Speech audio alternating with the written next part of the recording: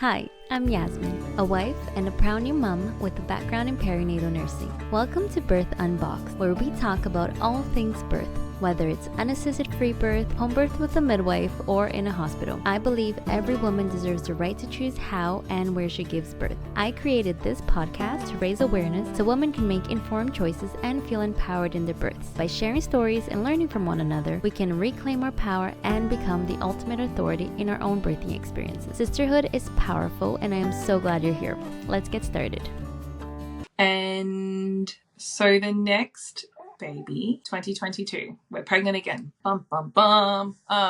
And we, I remember bringing up the topic of home birth again. Because I just didn't want to go back to a hospital. Yeah. We were living in regional Victoria at this time, which is quite far away from any of the hospitals. And so I said to Matt, home birth. And he was like, no. I was like, yes, home birth. He was like, no. And I said, what about free birth? Look at this lovely shower we've got. You're like, look what some people do. So, you know. Yeah, and I'd heard about it. And this house, someone had birthed a baby in the bathroom in this house. So, yeah, people before us had birthed a baby there. So, yeah, I was open to it, but Matt was like, no. So I actually went back to the hospital where Timothy was born, the Royal Women's, and I decided to try the all-female OB women's clinic. I guess I was just like really looking for like the perfect birth experience / support community, you know? And so I went there and I found a nice OB and we hit it off and we had a really nice rapport, but I still felt like it was good, but I didn't really want to be there, if that makes sense. Yeah. And I had that feeling the whole pregnancy, like, I like it here. I don't really want to be here, but it's okay, you know. And the whole pregnancy, I was joking about home birthing / birthing the baby in the shower. And then and then towards the end of my pregnancy, I ended up testing positive for GBS. Yeah. And I hadn't even remembered doing that test in my last pregnancies, to be honest. I can't remember if I did it or not. So this was the first time I became aware of it, I suppose, because I had tested positive for it. And once again, my preference was to have a natural birth. You know, I'd had a natural birth with Joy and had that really lovely experience and was hoping to have another nice experience. I tested positive for GBS and they started talking to me about antibiotics and the need for antibiotics during labor, and that meant that I couldn't go in the shower and I couldn't go in the bath, and I was really bummed because like I couldn't go in the shower or bath with Joy because of the Syntocin. And that had meant that, you know, that 56 minutes of labor was really intense and painful, and I didn't have any of, like with Mercy, I was in the shower for most of the time and I had found that so wonderful. And it also meant that I could be alone and do my thing, you know. And with Joy not being able to do that, I do remember disliking that a lot, and feeling very exposed and vulnerable during that 56-minute labor. And I really didn't like that. So anyway, I considered it and I decided to go with having the antibiotics because its GBS sounded very scary to me at the time. And similarly to my other babies, I woke up in the morning and during the night, and I'd had Titus, that's right. By about 38 weeks, I was really done being pregnant with Titus. I remember, you know, I had a 15-year-old, a 14-year-old who I was running around after. I had 3 little kids, who I was caring for, and I was absolutely exhausted. And I remember just feeling very done. So I asked my OB if she would give me some stretch and sweeps to try and get labor to come on. And yeah, she did. In fact, my OB was really cool because she totally gave me all this respect because I was a fifth-time mum. Yeah. She was really cool. She was like, "Oh, hey, this is your fifth baby. Like, you've got this." And I was like, "Oh, okay, cool." You know more than me at this point. Yeah. Like it was, she gave me all this respect that I hadn't ever had before in the hospitals. So that was cool. It takes 5 babies. Yeah, that's right. It takes 5 babies. Yeah, so I felt great because I was like, oh, I'm kind of in control here. And except for the GBS thing, but even then, she wasn't too pushy. She was good. And anyway, so I had some stretch and sweeps from 38 weeks, and at 39 weeks plus 4 days, I went in, had another stretch and sweep, and I was on my way home, and I started to feel contraction pain, and I was like, oh, okay, cool, great. But I knew they were just really mild and not anything serious yet. So I went home and I said to Matt, I just need to iron your shirts, and then we're going to go out to dinner and have a meal together. And then, we're probably going to have baby tomorrow. And he was like, oh, okay. So I finished ironing his shirts and we went out to dinner. And I will never forget being at dinner because I was sitting at the table and the contractions had actually started coming, and I had to grip my water glass to get through each one of them. I can't moan because I'm in a restaurant. So and there was a table of 4 old ladies next to us, and they kept looking over and they knew exactly what was going on. Yeah. Yeah, so probably. I was very I don't know why I insisted on going out to dinner, but well, sometimes anyway, the distraction really good is good. It just gets things going. Yeah, and it did. And I came home and it was 8:30, and all of a sudden I was exhausted and I was like, I'm going to bed. And Matt was like, okay. So I went to bed and I woke up at 3:00 and I had really bad cramps, and I got up and I moved around and couldn't be comfortable, and I knew, okay, game on. So around 5:00 we hopped in the car and we went to hospital, and my labor stalled, and I was so frustrated because it was fine at home. And we got to hospital and I had I had a few, but they'd gone down to 1 in 10 instead of 2 in 10. And so we just kind of toddled around for a bit. I got the IV put in, and then hours passed and it still didn't pick up. And my OB came in and she was like, do you want me to break your waters? And I said, oh, if you break my waters, I can't go into the shower. I can't do any of the things. And she was like, yeah, but then your baby will be here by lunchtime. I was like, yeah. I was like, can I get an epidural then? She was like, okay. So she broke my waters. I labored for a bit. I got an epi. But the epi was I had a button and I could control it. Yeah. So I didn't, it was it just took the edge off. Yeah, it was weird. I still felt everything. Yeah. When it came time to push, I was able to feel all the pushing contractions and work with my body and everything. But yeah, it didn't take it away. It just took the edge off, which I was also really grateful for because I really enjoyed the pushing stage in my other labors. And so Titus was born just after lunch at around 12:30. And he was 3.9 kilos. And I had actually prayed for a son before I'd gotten pregnant, and we didn't know what we were having.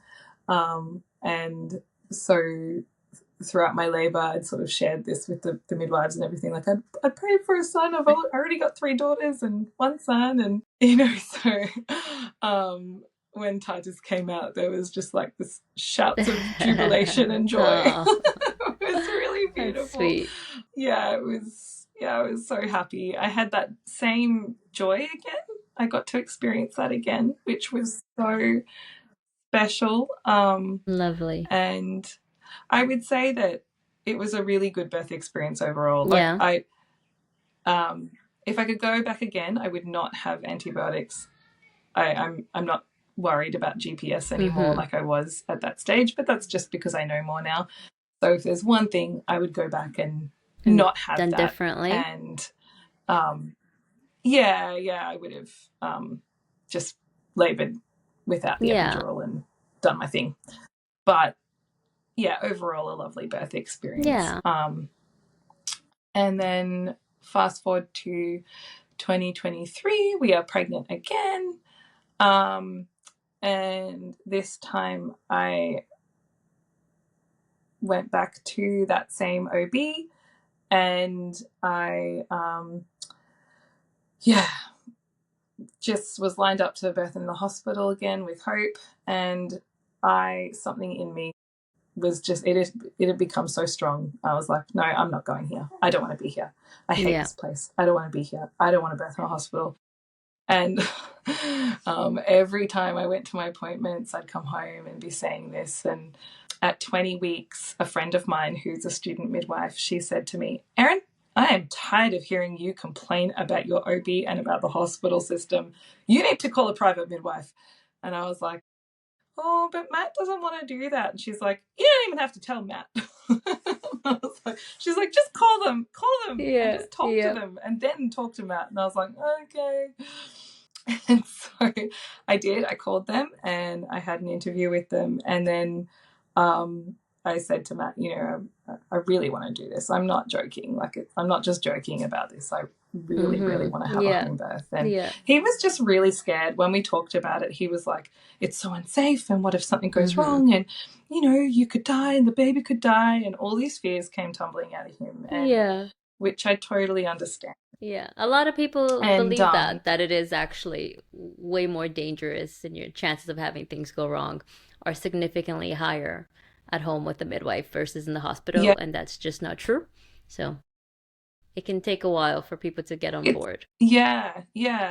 And well, I mean, in response to all of his, questions and concerns, I had already been reading about home birth. I had read like actual data on the safety of home birth and the outcomes of home birth. And here in Australia, the outcomes are exactly the same as in a hospital system. There is no difference between maternal and infant health outcomes. And so I was able to educate him and send him the information, send him podcasts which he listened to, and got him really educated on physiological birth and how actually we were designed to do this, and it's not this really scary, dangerous thing that society and the media perpetuates, and even OBs perpetuate as well, just in the language, and the healthcare system perpetuates it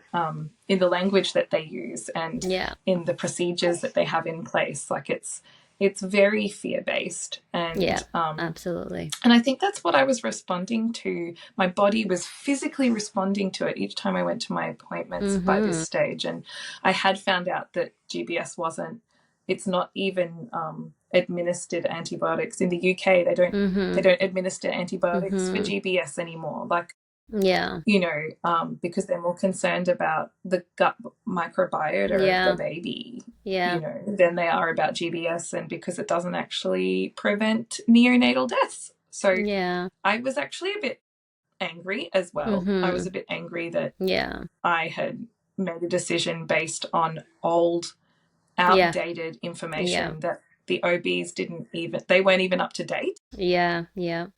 But and the source of this information had come from midwives, a midwife podcast called The Great Birth Rebellion that I had been listening to during my pregnancy with Hope.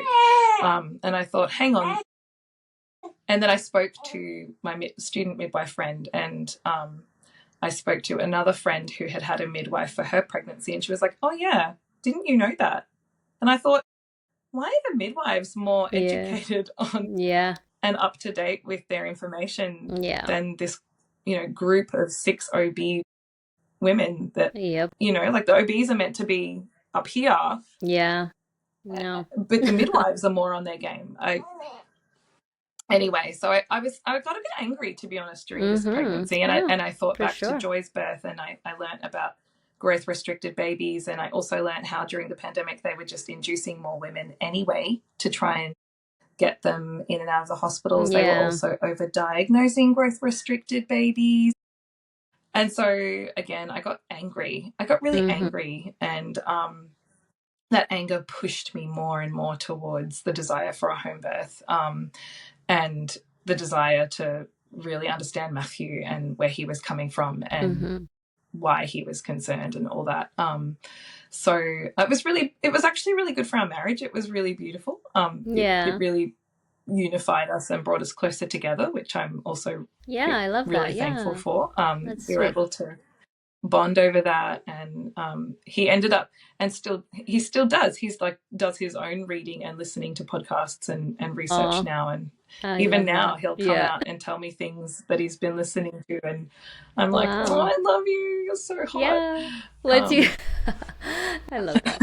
Once you start to question things and then learn about it, you're like, oh, you just kind of want to keep learning more about it. So that's awesome that he's still totally learning. Yeah, I think, it was our 6th baby, and together, or fifth baby together, and so I think we both felt a bit stupid that we hadn't kind of done this together before. But anyway, well, it could take a few babies. 5. But better late than never. And so I had this interview with the midwife, and it went really well. And then Matthew said, look, can you just go back to your OB for another appointment and talk to her about these concerns that you have, talk to her about interventions and GBS and blah, blah, blah. So I did. I went back, and we were really prayerful that morning about that it would just be made really clear whether or not to go ahead with the OB. And I went into my appointment, and once again, we had a really nice rapport, but I opened up about some of these questions that I had in relation to some of the interventions, and she got a bit offside with me and wasn't really very nice in her response. And it was sort of the first time I'd seen that from her, a real kind of, I know best kind of, I'm the obstetrician, I know best. And some of the things I asked her about, I'd just been learning about them that week. And I thought, no, you're not up to date. This is not up to date information that you're giving me. And, how can I trust you in my birth space to respect me? Or if I have another growth restricted baby, how can I trust you not to be pushy with your wants and desires? How could I trust you to advocate for me and what I want? And she also shared an experience that she'd had with one of her patients where they had refused some interventions that she wanted to give them, and had expressed how upset and angry she was about it. And I thought to myself, okay, well, maybe you're not the right person for me now. This is my 6th rodeo, I'm not an idiot.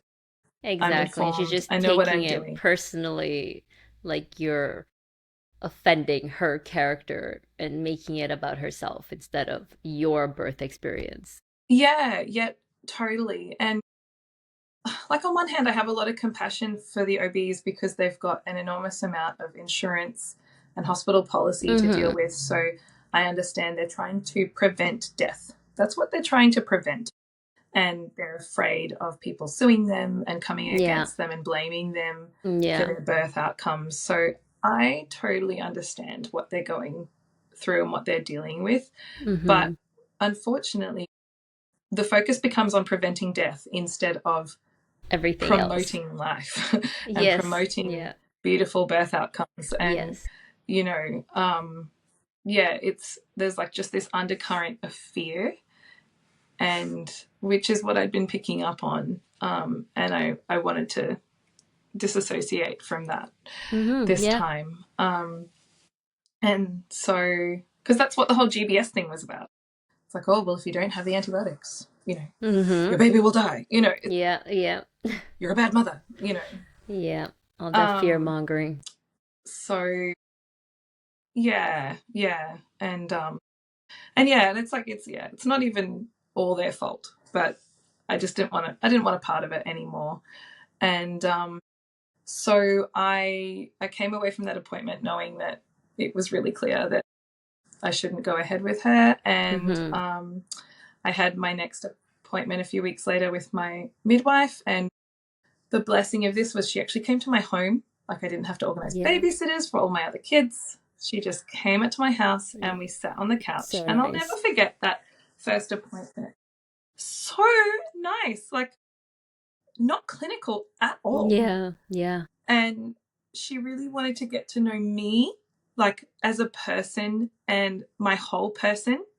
And Mm-hmm. she wanted to hear about all my experiences, but she actually just gave me all the space and time in the world to just talk about whatever at our appointments. She would stay for like an hour, 2 hours sometimes, and we'd just chat, and have tea and, you know, snacks, and the kids would be running around and being a bit feral, but it was so nice. And yeah, she helped me to process a lot of the anger that I was feeling about the healthcare system and the maternal Mm-hmm. healthcare system. And because I had a lot of anger, it felt like the more I learnt, the more angry I became. Yeah. Yeah. Like why isn't Yeah. this That's what common knowledge, and happens. why aren't women? Yeah. Yeah, um, and yeah, a lot of the research behind why they do things is bizarre Yeah. as well, and um, a lot of the research doesn't even support a lot of Mm-hmm. the things that they do in the hospitals. So Yeah. she was great, and she was equally as frustrated by it, and that's why she'd become a home birth midwife. So I think, yeah, fast forward to the big day. I'd expressed my birth preferences to her. Obviously, I wanted to birth at home Yeah. in a Yeah. birth pool. Um, I wanted to use water. I wanted to be undisturbed. I wanted to be alone. I wanted Matthew to be my main support person. He'd become so educated on physiological birth and what happens and why it happens and all the stages. Like when your wife is saying, I can't do this anymore, that's transition, baby's coming soon, you know. Yeah. So he was all, yeah, ready to go. And we set up the pool in our homeschool area. So I was like surrounded by, I'm going to get a bit emotional.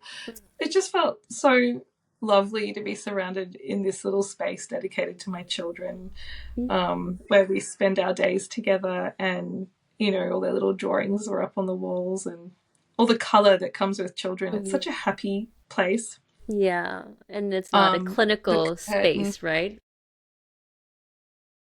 no, yeah, not clinical at all. Just Yeah. Makes a so huge much difference. love and homey, and yeah, Oh, that oxytocin was already and flowing. oh, totally, because I think that's what I really learnt during my pregnancy. I'd always wondered, like, why have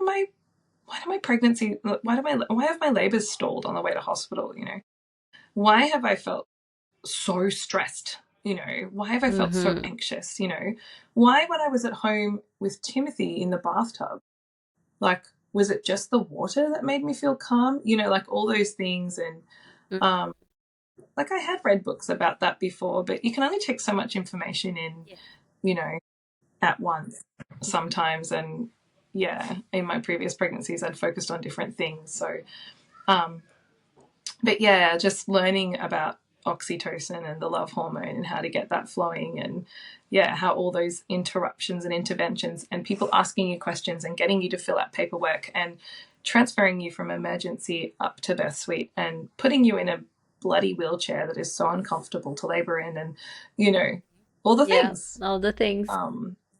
make it more stressful and more painful. And yeah, the norepinephrine is just like, hey, it's flowing through your body and making it more intense and painful. So it was 41 weeks and I hadn't had my baby and I was going a bit insane. Oh yeah, my rapport with the midwife, she was just beautiful. She like it really felt like we were becoming friends, Yeah, I like love it that was when you more can than just, develop. yeah, it was, yeah, there was a closeness and a bond there that was really special. And yeah, I felt like she really loved me and cared for me, beyond just like being a client. And obviously I am Yeah. still a client, Yeah. but yeah. I did have prodromal labor. So I had prodromal labor from 37 weeks. So every single day I was having like contractions that were really manageable and just potter around my day, but I was having them, but they were making me very tired and a bit annoyed because it was like you'd start getting them for an hour or two like stronger and then they'd fizzle out and be like, oh man. So that was frustrating, and I kept losing my mucus plug from 37 weeks as well. So Yeah. you'd wake up and be like, there's a glob, yeah, whoa, yeah, game on, and then nothing would happen. And this was the first pregnancy, So right? That you had this? yeah, it was really frustrating. So apparently that can happen with mums of many babies. So 41 weeks and 3 days or 4 days, I think it was. No, 3 days. It was a Friday. I woke up and I'd had proper contractions the night before, on the Thursday night, and I was like, oh, okay, maybe this is it. Woke up, fizzled out. Like, okay, I'm just going to go about my day. So I went to the bakery and I was buying bread, and all of a sudden I had a contraction at the bakery, and I remember like putting my hand up on the counter and being like, closing my eyes Oh. and then opening my eyes, and I looked at the chick working there, this young girl, and I said to her, you need to go and get me a glass of water right now. And she goes, I don't think we have any glasses. And I said, you need to go and find one right now. And so my mouth had gone really dry. Yeah. And I was like, really, I was in the middle of a shopping center. Yeah. And so she came back and gave me some water. And one of the older ladies that worked there had come over and she was like, do you need a chair? Do you need to sit down? And I was like, no, I'll be fine. Just give me this glass of water. Drank the water, had another contraction, got my bread, went home. Got my bread. And then got my bread, went home. Got to feed the fam. Of course. And I laid down on the couch and just had some really nice, gentle contractions. And then they fizzled out. So we got everyone like fed and ready for bed, and got everyone into bed. Matt and I had a really nice night together. And then I went to bed and I thought, I think it's going to happen tonight. Yeah. And sure enough, I woke up at 3 o'clock. It's just my time. 3 o'clock, 4 o'clock. It's my time, I woke up at 3 o'clock and I started timing them, and they were coming every 10 minutes. And at about 4:30, I was just lying in bed. And at about 4:30, I thought, I can't lie in bed anymore. And I'm going to message my midwife. So I messaged my midwife, and she came straight over. She lives on the other side of town, so she's about an hour away. She arrived around 5:30, 5:45. And I'd just gotten up and moved out onto like a mattress, an old mattress we'd put out in the living area with some fairy lights above them. And I was just laboring there. And the kids had gotten up. They could hear me because I was vocalizing by this stage. The midwife, I remember around 6:15 or so, I said, that one felt really pushy. And she said, oh, really? I said, yeah, but like, I'm not that far along. And she's like, we'll see. And I was like, oh, okay, right. So kept just laboring around, stood up, moved around a little bit. My friend Andy, student midwife, she came over. So our student midwives have to attend 6 births during their studies. So she came over for mine.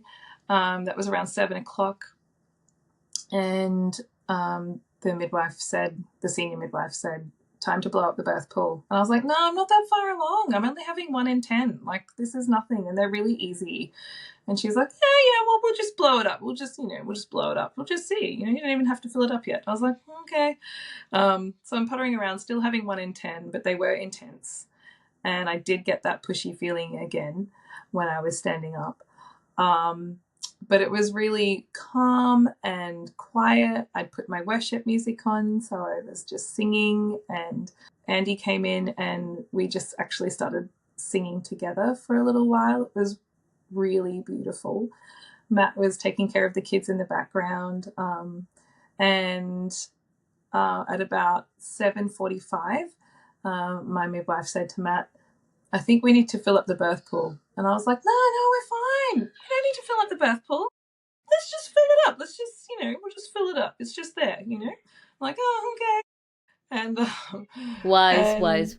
Because my contractions are still, they know everything. Yeah. The good experienced ones, right? They know. Totally. Yeah, she knew. It was all really intuitive. Whereas because I was still only having 1 in 10, or I think it might have been like 1 every 7 minutes by this stage. I was so calm and so at peace. Like, I just didn't think I was in full labor at all. Yeah. I thought I was still just sort of in that pre-transition place.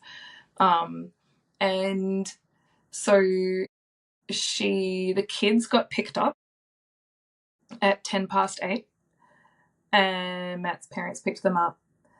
And apparently at this stage, the midwife turned to Andy, my friend, and the other midwife who had arrived, the second midwife, and she said, now that the kids have gone, it's game on. Yeah. And I didn't hear her say this, but they'd filled up the pool, and she was like, why don't you hop in the pool? You should hop in the pool. And I was like, oh, okay. So I hopped in the pool. And something happened when I got in the pool. I just relaxed, and the contractions did pick up. They were about 2 in 10 by this stage, and they were getting harder. And I was really having to moan through them at this. There was no more singing. I wasn't singing now. I was moaning.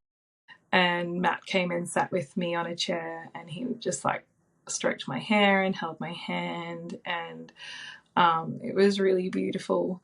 And around, I don't know, it must have been 10 to 9 or so, 8:45. They were really hard, and I was really struggling to get through them. And I remember, really starting to kind of cry out. You're not just moaning, like you're really crying out through those contractions. But I also remember still being very present, if that makes sense. Like, I didn't feel out of control. I didn't feel afraid. I didn't feel anxious. I felt really calm, and I felt really present within my body, if that makes sense as well. Yeah. And I remember at this point turning to my friend Andy and just very calmly I said, I can't do this anymore. And I remember having 3 more contractions that were really, really hard and lasted for quite a long time, and they were quite close together. And then all of a sudden I felt this urge to push. Yeah. And I was like, oh, we're here. And I hadn't noticed, but all the midwives had come in at the stage, and they'd quietly put on their gloves. And they later told me, like, they'd heard that change of sound in my voice and in my moaning. It had changed. And but again, not out of control, like just different, much deeper, like a deeper moan and a deeper crying out. Yeah. And when we came to the pushing stage, it just started happening. I didn't it was kind of involuntary. I didn't really feel the need to push. It was my body doing it once again, which I've always loved. I just love that it's so cool. And at this stage I did really start screaming as she was coming down and out. I was screaming her out, and praying and crying out to God. And it was really, really beautiful. And Matt was just holding my hand and stroking my hair. He was right there with me, which I hadn't experienced that in the same way in my last births, and I'd really hoped to this time. It was really significant for me. And I remember on the third contraction, I remember just crying out to God and saying, "Get this baby out of me!" And she flew out. I think it may have been the fetal ejection reflex again. She just popped right out into the water, and my midwife brought her up into my arms. And I remember looking down at her and being like, whoa, just in awe and shock, and looking at her little face. And it kind of took me a little while to come to, I was sort of in a state of disbelief. And then as I looked down at her, I just felt so overwhelmed by love for her, and felt so calm and so at peace. And I didn't have an ounce of fear or anxiety or shock or anything. It was just this and this peace and this love. And it's beautiful. It was the home birth of my dreams. Everything I had prayed for, it felt like it was answered. And and it was really specific prayers, I suppose you could say, just because of how well I'd educated myself. But it was just, I was really in awe and wonder of the birth process and of what I'd done and what had happened and how easy it had been. I think it's beautiful. That was one of the first... I got goosebumps listening. Just the difference. Obviously, all the births are beautiful, whether it's in hospital, but just the calmness you felt and just being surrounded by people that you felt really loved and cared for you, because you were able to build that relationship with your midwife as well.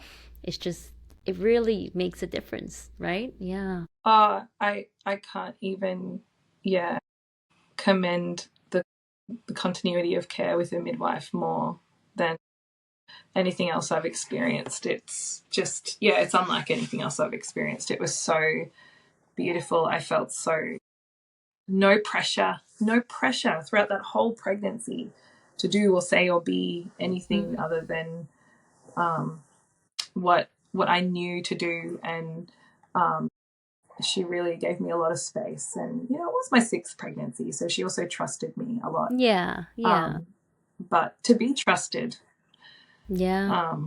was really unique and special. And I think that the pain, it was still painful.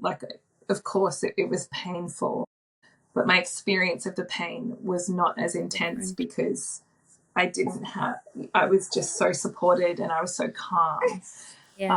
So I remember afterwards thinking, I could totally do that again. That this was great. Let's do this again.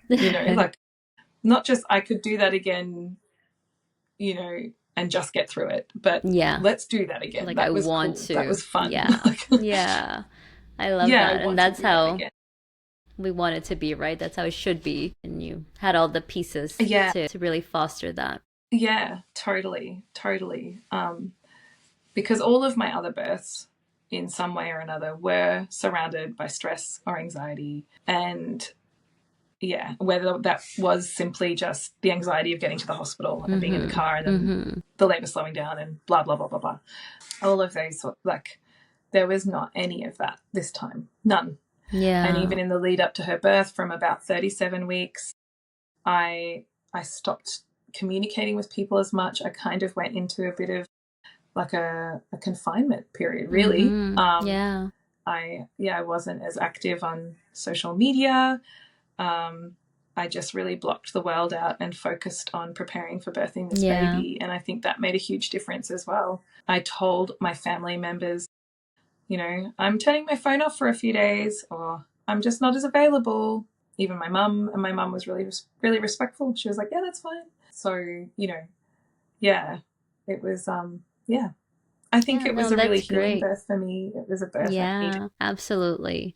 It's really nice to just hear the progression and the things you picked up along the way. And when you got to the sixth one, you were like, I know exactly what I want. I know my body can do this. And you had this calmness to it, and everything came together, and it was beautiful. Congratulations. She is so perfect. I just want to squish her. And it makes me sad that Yada is already like this big. She's like 3 months now, and they grow so fast. Yeah, I know. Just hearing her feeding, the little sounds, it's just like, oh, I miss that. It's so sweet. Is there any advice that you would offer up to anyone who's pregnant or who's listening because they're just interested for when they become pregnant? Is there any piece of advice that you would offer to them just about going into labor, something that maybe you wish someone had told you when you were pregnant? Yeah, I wish during my first pregnancy that I had, just in terms of in my own personal life, advocated for myself. Like I wish I'd had one of my friends there during my labor. Yeah. Because, you know, I would have gotten through that labor just fine if I'd had that support. And I think support, someone you feel safe with, someone who you love, someone who you know can advocate for your choices. Because once you're in the birth suite, if you are pressured by healthcare professionals to do something, or if you are discouraged, like that stupid midwife that said, oh, you're only 5 centimeters and you've got 10 hours to go. Like when you're in labor, saying things to a laboring woman like that is so discouraging. Yeah. You're so sensitive and open and vulnerable. So to have someone there to kind of stand in that space between you and the healthcare professionals is important. And they need to be educated as well. Like your birth partner needs to be just as educated, because the hospital system is a big minefield, and you need to go in there educated. And we have access to that in our day and age via podcasts and books. The Great Birth Rebellion is fantastic. It's all evidence-based as well. Yeah. But, Dr. Melanie, she's, you know, she has a PhD. She's, very well-educated midwife. And I'm obviously for women making choices that feel right for them. So I think trust your intuition. Like I wish also that I had changed OBs in my second experience with Mercy. I wish I'd just changed OBs, but I didn't, because I was too afraid to offend my OB, you know. But I should have just changed. I should have found someone else. And I'm sure that there would have been nicer OBs at that hospital that I could have changed to. And I think, trusting that if you've got that little voice talking to you saying, this doesn't feel right, there's something not right here. Yeah. Listen to that voice. Yeah. And I think we do need to be educated. Like there's no doubt about it. We've actually lost that wisdom of birthing and of women throughout the ages. We've lost the wisdom of trusting our bodies, believing that we were designed and made to do this. Our bodies are designed to give birth. They are not broken. Yeah. Not every birth is going to require interventions, and interventions in fact lead to more interventions, and often they will lead to worse outcomes for mothers and babies and lots of birth trauma. So when they're needed, they're so wonderful and they're such a blessing, but they're often not needed. And a lot of the time we're not informed of that. We're not informed of the fact that they're not needed, and actually leaving your baby in to grow a little bit more is going to be better for the baby than taking the baby out early. You know, like I really wish I'd been more informed in some of my earlier pregnancies about the choices I was making. And yeah, so a really good support person, I think being informed and educated, and I think trusting yourself, trusting your instincts, because they're actually really heightened during pregnancy and postnatally. So yeah, if you feel like something's off, listen to that. If there's a family member who is pushing back on you and crossing your boundaries, be firm with those family members. Put boundaries in place with them. Protect yourself and your baby. This is your life and your home. You protect yourself, and you protect that place of confinement, that bubble for you and your baby. Yeah, I think there's a really beautiful opportunity for a woman to kind of also go through a birthing process in herself, like psychologically, spiritually, emotionally. Yeah. And if you can surrender to that process, that can happen for you as well. You know, you're being birthed with the birth of your baby, and that happens with each one. With each baby, it happens majorly the first time, but it happens every time. You change and transform, and you grow. And so I think, listen to that voice and go with that process, because it's beautiful and it's good, and it brings goodness and growth into your life in ways that you don't anticipate. But then also, I think sometimes when things don't go right, like my labor with Timothy, like, I didn't understand cervical lips, or babies coming down at an angle, asynclitic births. Like, I didn't understand all of that. And there's nothing I really could have done to change that. Sometimes things just don't go right. As in, you know, sometimes you can plan and be educated or whatever. Or something will pop up that you weren't expecting, and that does happen. And so it's okay when things happen. You haven't failed. You're not a failure. If you don't get the birth outcome that you desire, that's actually okay as well. And it's not a reflection on you or like what you haven't done, you know. It's just sometimes that happens. Beautiful words and very wise advice. I love that you touched on that one point where you shouldn't make yourself uncomfortable to make other people comfortable. Like, you didn't want to offend your OB, but we as women, we live like that too much of the time. We're always doing that, where we're making ourselves uncomfortable, tiptoeing around others so that they're comfortable. And if there's one time where we should be like, nope, you know, this time it's about me. It's during pregnancy and your birth. So go make that OB uncomfortable. Go make that family member uncomfortable. But, you know, set your boundaries and just listen to yourself. I think a lot of husbands, because I've spoken to women since about home birth, and a lot of them say, oh, I don't know how my husband would go with that. And I completely get that, because a husband's, one of their deepest drives is to protect their wives and children. Yeah. And so if they see the hospital as the place that's going to protect their wives and children, then that's where they want their wives to be. So, but I'm so glad I pushed back on Matt and found out what his concerns were, and we were able to explore that together. So exactly, you know, I love that you worked with him. You figured out what are your concerns. Let's explore that. Let's dig that up and figure out how we can meet in the middle, and so that I can still get the birth that I want, because I'm the one that's ultimately going to be the one going through the birth. So I love that you did push back and you guys were able to meet in the middle. Yeah. It was really good. So thanks for having me on your show. Well, thank you so much for taking the time and telling us your beautiful stories. Congratulations once again on the birth of your little one. Thank you. And I wish you all the best. Thanks, Yasmin. You too. Bye. Thank you so much for tuning in to Birth Unboxed. If you've enjoyed today's conversation and want to hear more, please consider subscribing to the podcast so you never miss an episode, and leaving a review. I'd love to hear your thoughts or even your own birth stories, so feel free to connect with me via Instagram at thebirthunboxed.podcast or through my website linked in the show notes. Until next time, friends.